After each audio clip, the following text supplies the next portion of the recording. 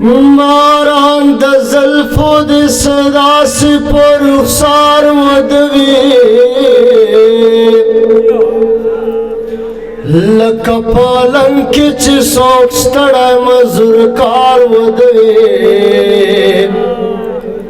ترکی ګرانه ده که دغسې واګدار ودوی هغه کور لوټ شي د کم کور چې څوکیدار ودوي چې مې رقیبه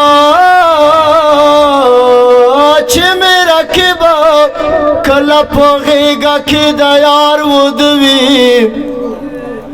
لکه په جاله د مرغۍ کې چې خامار ودوي چې پیسې نه وي او په جیب کې دکان ته بوزم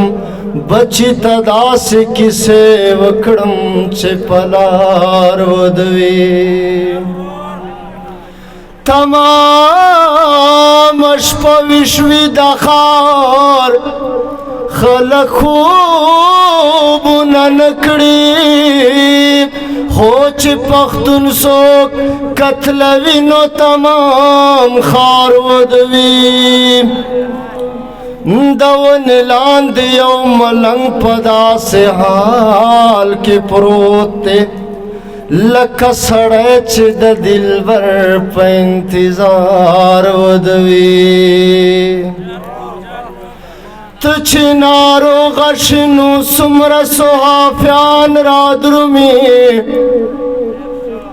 زه چې لوټ کېږم صحافي د هر اخبار ودوي عاجز سړی یم ماښام چې د روزګار راځم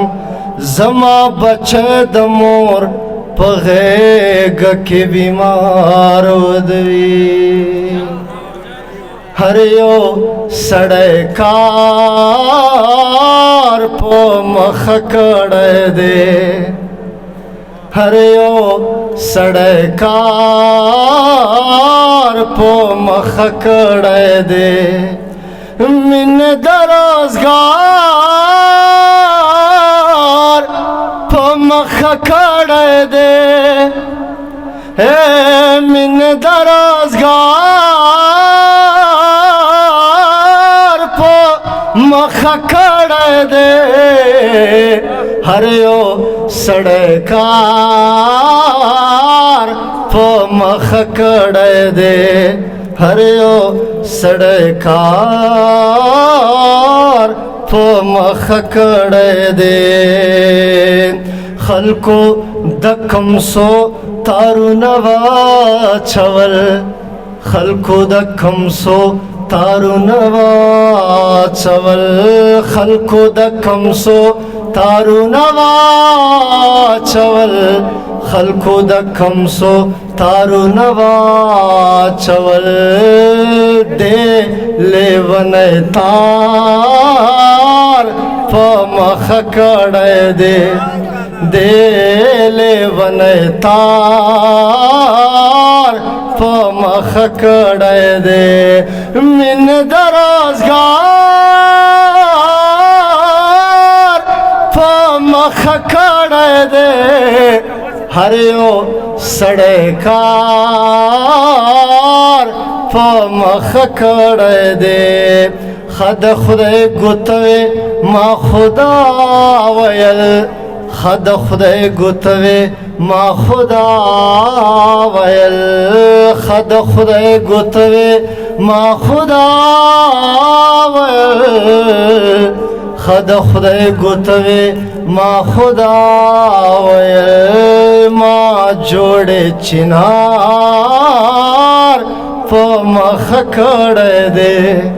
ما جوړې چنار په مخه کړی دی مینه د روزګار